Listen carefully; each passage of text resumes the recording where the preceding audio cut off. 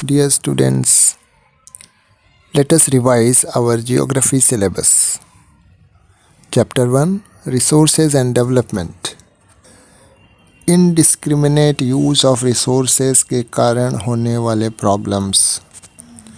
Depletion of resources, accumulation of resources in few hands, जिसके कारण समाज में rich और poor के बीच division बढ़ता गया.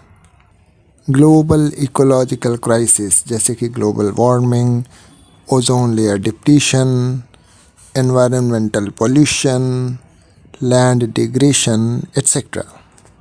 रिसोर्स प्लानिंग में 3 प्रोसेस आते हैं. पहला आइडेंटिफिकेशन एंड इन्वेंटरी, जिसमें सर्वेइंग और मैपिंग की जाती है. दूसरा स्टेप है development of a planning structure, जिसमें प्रॉपर टेक्नोलॉजी और इंस्टीट्यूशनल सेटअप का यूज़ किया जाता है. और तीसरे स्टेप में हम रिसोर्स डेवलपमेंट प्लान्स को चेक करते हैं कि ये हमारे नेशनल डेवलपमेंट प्लान्स के साथ टैली करता है या नहीं. Resource conservation is important because our needs are increasing, so the use of consumption of resources is also increasing. Gandhi ji was against mass production and he favored production by masses. क्योंकि भारत जैसे देश में जहाँ population बहुत ज़्यादा है, mass production के कारण पीपल अनएम्प्लॉयड होंगे, इसलिए हमारे यहाँ प्रोडक्शन बाय मासेस की ज़रूरत है so that everyone can take part in the production process. Land degradation का मतलब है ज़मीन की क्वालिटी का ख़राब होना. इसके लिए बहुत सारी ह्यूमन एक्टिविटीज़ रिस्पॉन्सिबल हैं, जैसे deforestation, overgrazing, mining, Kwaring. Jharkhand और छत्तीसगढ़ जैसे स्टेट्स में डिफॉरेस्टेशन ड्यू टू माइनिंग के कारण डिग्रेडेशन होता है. Overgrazing is the main cause in the states like Gujarat, Rajasthan and Maharashtra. Punjab, Haryana, western UP जैसे राज्यों में ओवर इरिगेशन कारण है लैंड डिग्रेडेशन का. जहाँ पर सीमेंट इंडस्ट्री और सिरेमिक इंडस्ट्री होती है, वहाँ पर भी उड़ती हुई डस्ट के कारण ज़मीन का डिग्रेडेशन होता है. Industrial waste is also a cause of land and water pollution. Land degradation को दूर करने के लिए कुछ उपाय हैं. Afforestation, proper management of grazing, planting of shelter belts, over grazing पर control, stabilization of sand dunes by growing thorny bushes, proper management of wastelands, mining activities पर कंट्रोल, इंडस्ट्रियल एफ्लुएंस से डिस्चार्ज जो किया जाता है उसको प्रॉपरली डिस्चार्ज किया जाए. इस तरह से हम डिग्रेडेशन को कंट्रोल कर सकते हैं. इसके बाद सॉयल इरोजन. सॉयल इरोजन का मतलब है सॉयल का डिनुडेशन और सब्सिक्वेंट वॉशिंग डाउन. सॉयल का फॉर्मेशन और इरोजन साथ ही साथ चलते हैं और जनरली इनमें एक बैलेंस बना होता है, लेकिन कुछ ह्यूमन एक्टिविटीज़ इस बैलेंस को डिस्टर्ब करती हैं, जैसे deforestation, overgrazing, construction work, mining etcetera. Soil erosion को रोकने के कुछ उपाय देखा जाए तो ploughing along the contour lines, जो कि वाटर फ्लो की स्पीड को धीमा कर देता है, इसे कंटूर प्लॉइंग कहते हैं. टेरेस कल्टीवेशन भी इरोजन को कम करता है. बड़े बड़े खेतों को छोटे छोटे पार्ट में डिवाइड करके उनके बीच में हम स्ट्रिप्स ऑफ ग्रास को ग्रो करते हैं, जो कि चलती हुई हवा के फोर्स को कम कर देती है. This is called strip cropping. Shelter belts, जिसमें कि ट्रीज़ को लगाया जाता है जो कि शेल्टर का काम करते हैं. इस तरह से शेल्टर बेल्ट के द्वारा वेस्टर्न इंडिया में डिज़र्ट्स को स्प्रेड होने से रोका गया है. स्टेबिलाइजेशन ऑफ सैंड ड्यून्स को भी किया गया है. फिर हम आते हैं फॉरेस्ट एंड वाइल्ड लाइफ पर. Conservation of forest and wild life in India. 1972 में Indian wild life protection act को लागू किया गया. प्रोटेक्टेड स्पीसीज़ की लिस्ट को पब्लिश किया गया. इसका पर्पस था endangered species of plants and animals को प्रोटेक्ट किया जाए by banning hunting, giving legal protection to their habitats, और वाइल्ड लाइफ ट्रेड को रोका जाए। कई नेशनल पार्क्स और वाइल्ड लाइफ सेंचुरीज को इस्टेब्लिश किया गया। Several projects were started for specific animals like Project Tiger. आज हमारे जो कंजर्वेशन प्रोजेक्ट्स हैं वो कुछ सिलेक्टेड प्लांट्स या एनिमल्स को प्रोटेक्ट करने के बजाय पूरी बायोडाइवर्सिटी को प्रोटेक्ट करने की बात करते हैं। इंडिया में फॉरेस्ट और wild life resources are owned and managed by government through the forest department. इनको हम 3 पार्ट में डिवाइड करते हैं। Reserved forests which are the most valuable. Second है प्रोटेक्टेड फॉरेस्ट जिनका डिप्लीशन कुछ हद तक हो चुका है लेकिन अब they are protected from any further depletion. और तीसरे हैं unclassed forests which include other forest and waste land जो कि owned by government as well as private individuals और communities. Community and conservation is an important topic. जब हम conservation की बात करते हैं तो हमें ये भी ध्यान रखना होगा कि in India there are many communities which are living in this forests which are very closely associated. ऐसे कई एग्जाम्पल्स हैं जिसमें कि कम्युनिटीज़ ने फॉरेस्ट को कंजर्व करने में इम्पोर्टेंट रोल प्ले किया है। For example in Alwar district of Rajasthan villagers ने 1200 हेक्टेयर फॉरेस्ट को भैरव देव डाकव सेंचुरी डिक्लेयर किया। वहाँ पर ही अपने रूल्स और रेगुलेशंस चलाते हैं and they do not allow anyone hunting and they protect the wild life. अगर हम अपनी कल्चर को उठा के देखें तो हमें पता चलेगा कि हमने बहुत सारे फॉरेस्ट यानी कि ट्रीज़ को, बहुत सारे एनिमल्स को ऐसा माना है जिसके द्वारा हम इनको डिस्ट्रॉय होने से रोक पाते हैं। For example Mundas and Santhal of छोटा नागपुर रीजन ये वर्शिप करते हैं महुआ के पेड़ की। Similarly the tribal people of Odisha and Bihar worship the tamarind and mango trees. The trees of people and banyan are considered sacred for most of the Indians. इसी तरह Himalayas में चिपको मूवमेंट फेमस हुआ और इसने डिफॉरेस्टेशन को रेजिस्ट करने में सफलता प्राप्त की। इसका मतलब है कि अगर हमें फॉरेस्ट को कंजर्व करना है तो हमें उस फॉरेस्ट के आसपास रहने वाली कम्युनिटी को भी इसमें इन्वॉल्व कराना होगा, तभी हम कंजर्वेशन में सक्सेसफुल हो पाएंगे। हमारे देश में जॉइंट फॉरेस्ट मैनेजमेंट प्रोग्राम एक अच्छा एग्जाम्पल है जिसमें लोकल कम्युनिटीज़ को रिस्टोरेशन ऑफ डिग्रेडेड फॉरेस्ट के मैनेजमेंट में इन्वॉल्व किया गया है। This programme has been existing since 1988 in the state of Odisha. इस प्रोग्राम में लोकल इंस्टीट्यूशंस बनाए जाते हैं जो कि प्रोटेक्शन एक्टिविटीज़ को अंजाम देते हैं।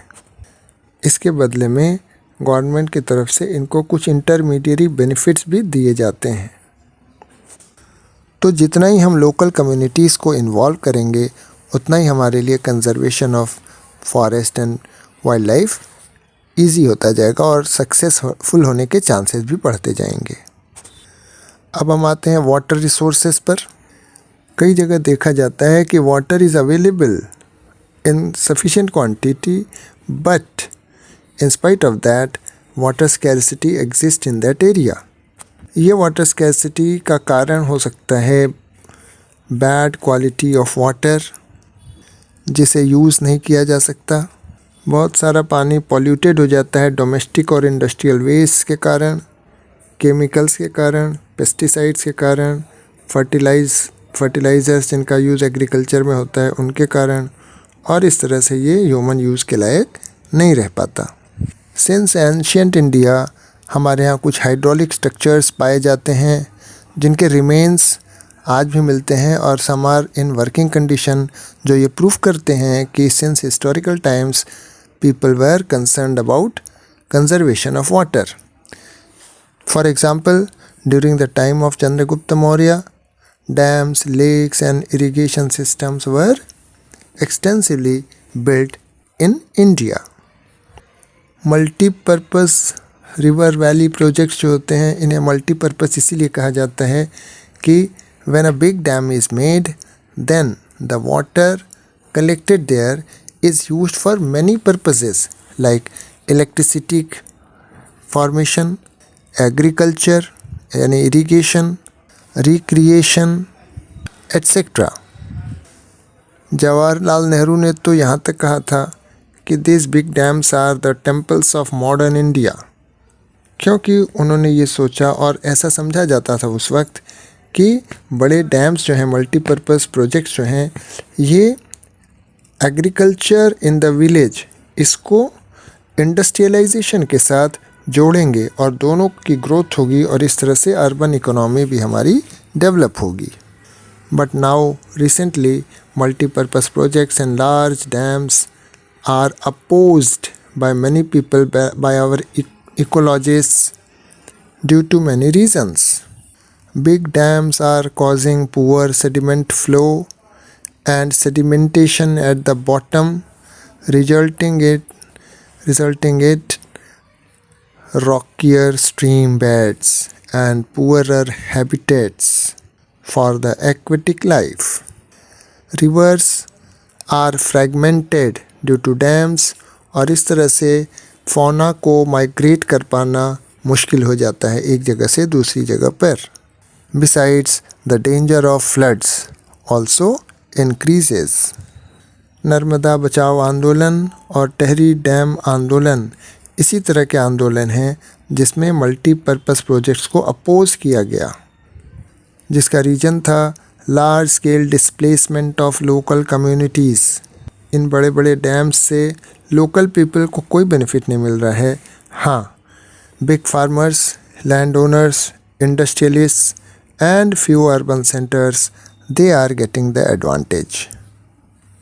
बिग डैम्स के कारण जब वाटर अवेलेबल हो जाता है इरिगेशन के लिए, तो बहुत से फार्मर्स ने वाटर इंटेंसिव क्रॉप्स को बोना स्टार्ट कर दिया, जिसके कारण सॉयल का सेलिनाइजेशन होने लगा. इसके अलावा सोशल गैप भी रिच और पुअर लोगों के बीच में बढ़ी, क्योंकि लैंड ओनर्स जो थे they became more rich and the landless people became more poor. कई बार डैम्स ने लोगों के बीच में कॉन्फ्लिक्ट्स और टेंशन क्रिएट किए, जहाँ पर कि लोग अलग अलग group of people wanted different use of the water.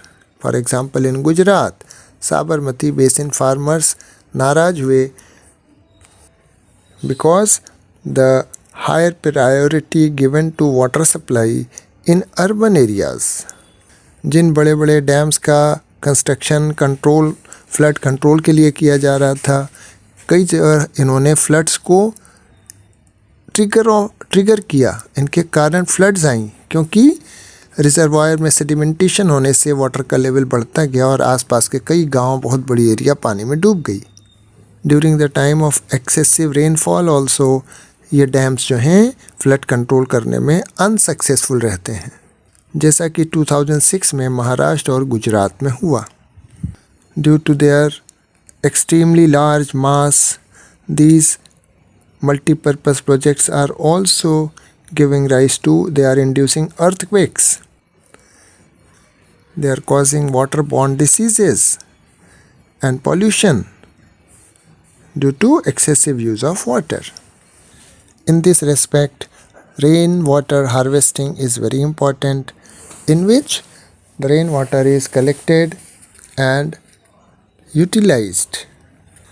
Rajasthan में, खास करके बीकानेर में, बाड़मेर, फलोदी, इन सब जगहों पर खास करके roof top rain water harvesting को डेवलप किया गया और काफ़ी लंबे समय से इसका इस्तेमाल वाटर को कंजर्व करने में और यूज़ करने में किया जाता था. मेघालय में शिलोंग में roof top rain water harvesting बहुत कॉमन प्रैक्टिस है. बड़े आश्चर्य की बात है कि वहाँ से सिर्फ 55 किलोमीटर दूर मौसिनराम और चेरापूंजी हैं जहाँ पर कि highest rainfall in the world receive होती है। फिर भी शिलोंग में एक्यूट शॉर्टेज ऑफ वाटर देखा जाता है because all the water flows down the slope. इसलिए शिलोंग में लगभग हर घर में roof top rain water harvesting structure को बनाया जाता है। रिक्वायरमेंट का लगभग 1/4 पार्ट यानी 25% के करीब हिस्सा केवल roof top rain water harvesting से प्राप्त होता है। Then we come to the next chapter, agriculture. India has 3 cropping seasons, rabi, kharif and zaid. Rabi crops winter में बोई जाती हैं और समर में काट ली जाती हैं। For example wheat. Punjab, Haryana are the important producers. Winter rains due to western cyclonic disturbance in crops के लिए फ़ायदेमंद होती है। सेकेंड है kharif crops which are grown with the starting of monsoon and harvested in September, October. For example, paddy, millets, cotton, etc. Paddy means rice. Main regions are Assam, West Bengal, coastal regions, etc. रबी और खरीफ seasons के बीच में एक छोटा सा season होता है जिसे हम बोलते हैं ज़ैद सीज़न। इसकी फसलें हैं watermelon, muskmelon, cucumber, etc. Rice is consumed by majority of people in India. China के बाद हमारा सेकेंड नंबर आता है राइस प्रोडक्शन में। It is a kharif crop, temperature above 25 degree Celsius, high rainfall above 100 centimetre. North और north east में grow की जाती है खास करके और कोस्टल एरियाज़ में। मिलेट्स में ज्वार, बाजरा और रागी आते हैं। They have high nutritional value as well as roughage. ख़ास बात यह है कि इन्हें ज़्यादा पानी की ज़रूरत नहीं पड़ती, so they can be produced in areas which receive very less rainfall. Cotton की अगर बात की जाए तो इंडिया कॉटन का ओरिजिनल होम माना जाता है। It is one important and main raw material for textile industry. Cotton grows well on black cotton soil in the Deccan Plateau. High temperature needed, light rainfall, 210 frost-free days and bright sunshine. Kharif crop takes 6 to 8 months to mature. Major areas are Maharashtra and Gujarat. Technological and institutional reforms. देखो, हम agriculture का use तो हज़ारों साल से करते आ रहे हैं, लेकिन बिना किसी इंस्टीट्यूशनल और टेक्नोलॉजिकल चेंजेस के हमने बराबर खेती हम करते रहे ज़मीन पर, तो जिसके कारण एग्रीकल्चरल डेवलपमेंट हमारा बहुत ज़्यादा नहीं हो पाया। देश के बहुत सारे हिस्से में किसान बारिश के लिए मानसून पर डिपेंड करते थे और नेचुरल फर्टिलिटी ऑफ सॉइल पर डिपेंड करते थे। 60% से ज़्यादा लोग एग्रीकल्चर पर डिपेंड करते हैं। इसलिए हमें एग्रीकल्चर में टेक्निकल और इंस्टीट्यूशनल रिफॉर्म्स की ज़रूरत है। आज़ादी के बाद हमने collectivization, consolidation of holdings, cooperation, ज़मींदारी प्रथा को समाप्त किया जाना, इन सब चीज़ों पर ध्यान दिया। फर्स्ट 5 ईयर प्लान में लैंड रिफॉर्म किया गया, लैंड रिफॉर्म लॉज बनाए गए, लेकिन इनका इम्प्लीमेंटेशन बहुत अच्छे से नहीं हो पाया। 1960s और 70s में जब ग्रीन रिवॉल्यूशन हुआ तब हमने पैकेज टेक्नोलॉजी का यूज़ किया। वाइट रिवॉल्यूशन, जिसे ऑपरेशन फ्लड भी कहा गया, दीज वर सम स्ट्रेटजीज़ जिसके द्वारा हमने इंडियन एग्रीकल्चर को इम्प्रूव करने का प्रयास किया। फिर भी हमारा डेवलपमेंट कुछ एरियाज़ में ही सीमित रहा। इसलिए 1980s और 90s में एक comprehensive land development programme start किया गया। इसमें crop insurance against drought, flood, cyclone, fire, etcetera, ग्रामीण बैंक्स की स्थापना की गई, कोऑपरेटिव सोसाइटीज़ एंड बैंक्स को बनाया गया ताकि फार्मर्स को लो रेट ऑफ इंटरेस्ट पर लोन्स मिल सकें। फार्मर्स के लिए किसान क्रेडिट कार्ड बनाए गए। Personal accident insurance scheme develop की गई। रेडियो और टीवी पर वेदर बुलेटिन्स और एग्रीकल्चरल प्रोग्राम्स ब्रॉडकास्ट किए जाने लगे। गवर्नमेंट ने किसानों के बुआई के पहले मिनिमम सपोर्ट प्राइस को डिक्लेयर करना स्टार्ट किया ताकि मिडलमैन के द्वारा किसानों का एक्सप्लॉयटेशन ना होने पाए। Next chapter, minerals and energy resources. देखो, minerals occur in 5 different forms. In igneous and metamorphic rocks, minerals occur in the cracks and crevices. Smaller occurrences are called veins. Larger occurrences are called lodes. Molten minerals enter the cracks, cool and solidify. Examples are tin, copper, zinc and lead. A number of minerals occur in sedimentary rocks in the form of layers due to their deposition, accumulation and concentration in horizontal strata. For example, coal deposits. Another group of sedimentary minerals are formed due to evaporation. For example, gypsum. Third mode of formation जो है वो है surface rocks का decomposition. Then removal of soluble constituents, और वहाँ पर रह जाता है weathered material. Fourth occurrence is in the form of alluvial deposits in the sands of valley floors and base of hills. इन्हें हम कहते हैं placer deposits. For example gold, silver, tin and platinum. Fifth form of occurrence of minerals is in the ocean waters, जहाँ पर कि बहुत सारे minerals तो पाए जाते हैं लेकिन ये इतने ज़्यादा डिफ्यूज्ड होते हैं कि इनको निकालना हमारे लिए इकोनॉमिक नहीं होगा।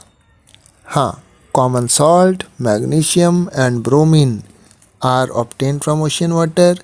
इसके अलावा ओशियन बेड्स से हम मैंगनीज नोड्यूल्स भी निकालते हैं। फेरस मिनरल्स में पहले नंबर पर आता है iron ore. Iron is a basic mineral and called the backbone of industrial development because all the industries, चाहे वो पेंट इंडस्ट्री हुई क्यों ना हो, इलेक्ट्रॉनिक इंडस्ट्री क्यों ना हो, सीमेंट इंडस्ट्री क्यों ना हो, हर एक को आयरन की ज़रूरत पड़ती है। India is rich in good quality of iron ores. Magnetite containing 70% iron, hematite 50 to 60% iron. India में मेन आयरन बेल्ट्स की बात करें तो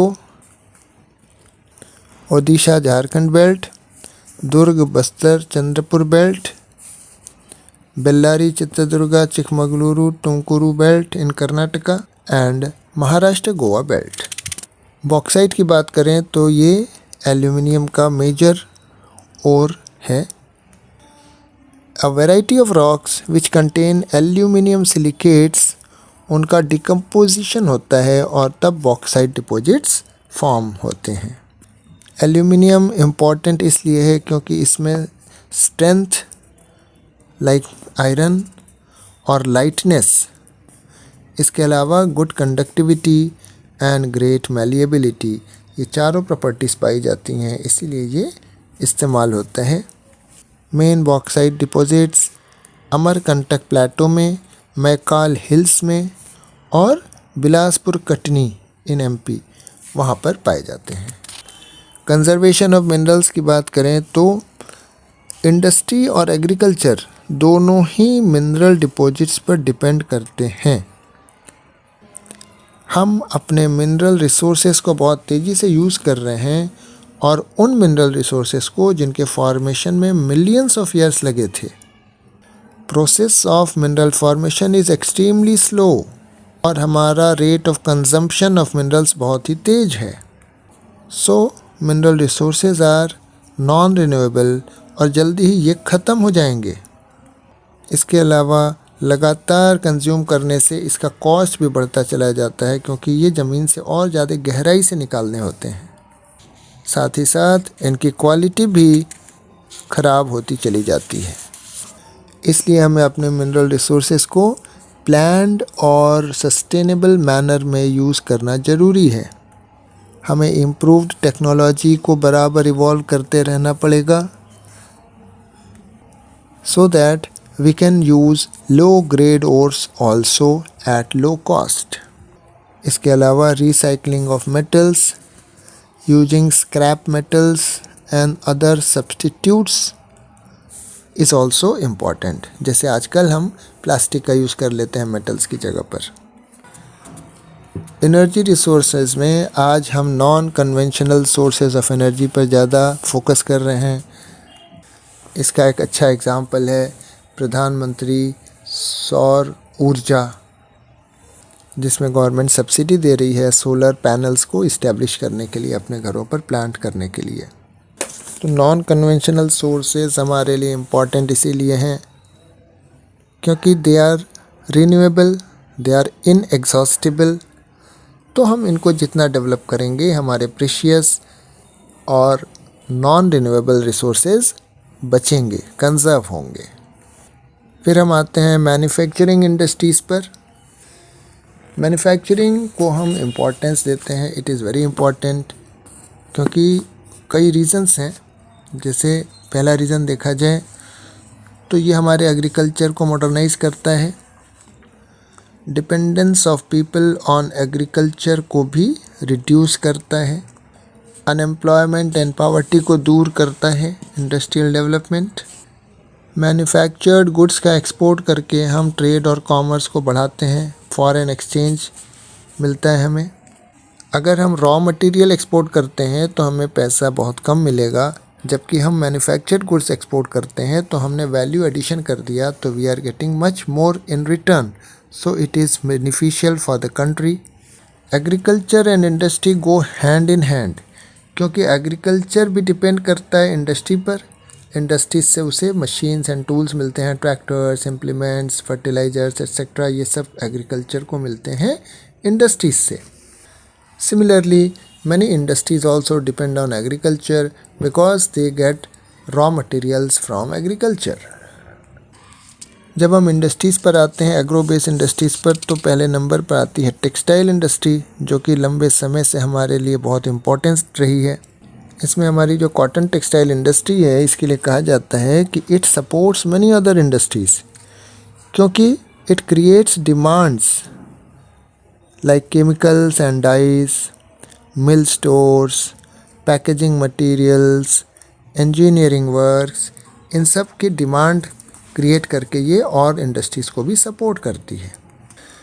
spinning industry is concentrated, it is centralised in the states where production of cotton is there, like Maharashtra, Gujarat and Tamil Nadu. क्योंकि spinning में कोई traditional skills नहीं लगानी होती। Spinning is spinning, wherever it is done it will be same. लेकिन weaving जो है decentralised है हमारे देश में, क्योंकि वीविंग में it has to incorporate various styles and designs and traditional patterns. इसलिए हम वीविंग सेक्टर को हमने डिसेंट्रलाइज रखा है, ताकि it can incorporate various styles and designs from different parts of India. इसी रेफरेंस में कहा जाता है कि हमें अपने देश में मिल सेक्टर लूमेज को लोअर रखना ज़रूरी है। In our country mill sector loomage should be lower than power loom and handloom, क्योंकि पावर लूम और हैंडलूम में more and more workers are needed, so it will give job and employment to a large number of people. लेकिन अगर हम मिल sector लूमेज को बढ़ा देंगे तो मिल्स में भले कुछ लोगों को काम मिलेगा, लेकिन one mill will do the work of thousands of workers. So in the country like India where population is more, हमें प्रोडक्शन बाय मासेस चाहिए, न कि मास प्रोडक्शन। और उसी लिए ये भी कहा जाता है, सेम रीज़न है कि इसी कारण हमें मिल सेक्टर लूमेज को लोअर रखना पड़ेगा पावर लूम और हैंडलूम से। एक और पॉइंट है, हमारी टेक्सटाइल इंडस्ट्री में स्पिनिंग मिल्स जो हैं वो तो बहुत अच्छी क्वालिटी की हैं at the global level. They can use all the fibres that we produce. लेकिन अगर हम वीविंग और निटिंग की बात करें तो इसके लिए हमारे पास बहुत अच्छी टेक्नोलॉजी नहीं है. तो हमारे देश में जो भी हाई क्वालिटी यार्न प्रोड्यूस तो हो जाता है, लेकिन उसको यूज़ करके उसका कपड़ा बनाना, वीविंग करना, निटिंग करना, that is not possible in our country. ये जो मिसमैच है ये बहुत बड़ा ड्रॉबैक है हमारी टेक्सटाइल इंडस्ट्री के लिए.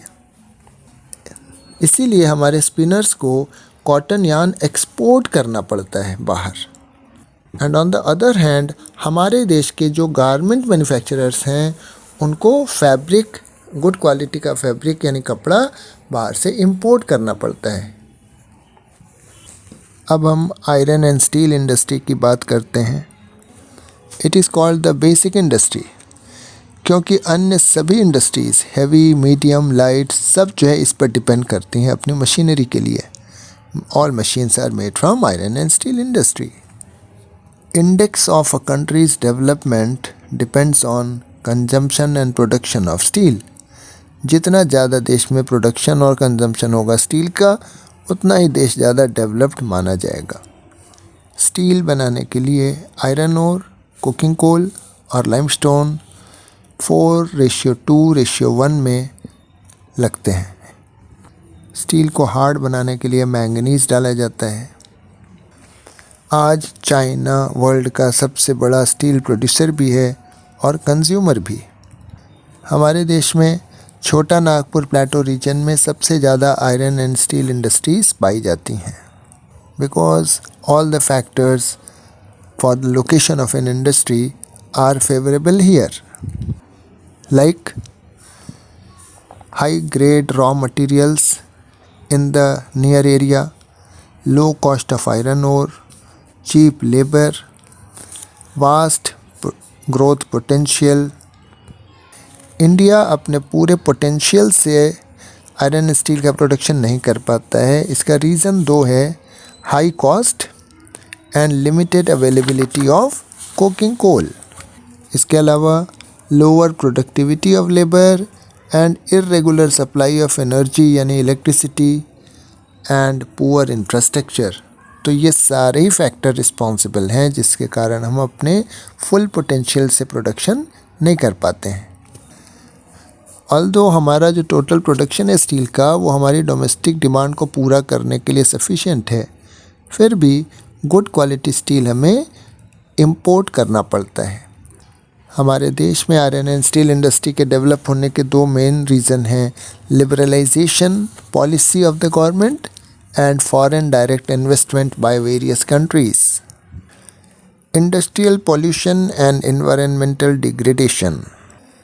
ये बात सच है कि इंडस्ट्रीज़ हमारे लिए इम्पॉर्टेंट हैं देश की ग्रोथ के लिए और डेवलपमेंट के लिए, लेकिन ये भी बात सच है कि industries increase the pollution of land, water, air, noise and degradation of environment. Industries 4 तरह के पॉल्यूशन करती हैं, air, water, land and noise. Air pollution due to undesirable gases जैसे SO2 and carbon monoxide, smoke from refineries and smelting plants, burning of fossil fuels in big and small factories जो कि pollution norms को ignore कर देते हैं. कई बार toxic gases are leaked which can be hazardous, जैसे तुमने भोपाल गैस ट्रेजेडी का नाम सुना ही होगा. Second pollution is water pollution caused by organic and inorganic industrial wastes and effluents which are discharged into rivers without any treatment and processing. Industries responsible are paper, pulp, chemical, textile and dyeing, petroleum refineries, tanneries, etc. तुम्हें पता होना चाहिए कानपुर की tannery industries ने Ganga water को बहुत ही highly pollute किया था, लेकिन बाद में गवर्नमेंट ने वहाँ से टैनरी इंडस्ट्रीज़ को बंद किया. थर्मल पॉल्यूशन तब होता है जब hot water from factories and thermal plant is drained into rivers and ponds without cooling. Waters from nuclear power plants are very hazardous, जो कि कैंसर प्रोड्यूस कर सकते हैं, बर्थ डिफेक्ट्स प्रोड्यूस कर सकते हैं. सॉयल और वाटर पॉल्यूशन काफ़ी एक दूसरे से रिलेटेड होते हैं. Dumping of various kind of wastes जो होता है, इससे सॉयल की क्वालिटी ख़राब होती है, और जब रेन वाटर उस सॉयल से होता हुआ नीचे परकोलेट करता है तो वो अंडरग्राउंड वाटर को भी पॉल्यूट कर देता है. इसी तरह नॉइज़ पोल्यूशन, जिसे नॉर्मली हम इम्पोर्टेंस नहीं देते, लेकिन it results in irritation and anger, causes hearing impairment, increased heart rate and blood pressure. Unwanted sound जो है इरिटेशन प्रोड्यूस करती है और स्ट्रेस प्रोड्यूस करती है. Some suggestions to control the environmental degradation. Processing में वाटर का यूज़ कम किया जाए, इसे बार बार रीयूज़ किया जाए और रिसाइकिल किया जाए. Second, rain water harvesting for our water requirements. Third, hot water और एफ्लुएंट्स को ट्रीटमेंट करने के बाद ही वाटर बॉडीज़ में छोड़ा जाए. ये जो ट्रीटमेंट किया जाएगा, it can be done in 3 levels और 3 फेसेस. सबसे पहले मैकेनिकल मीन्स, जिसमें कि स्क्रीनिंग, ग्राइंडिंग, फ्लक्यूशन और सेडिमेंटेशन किया जाए.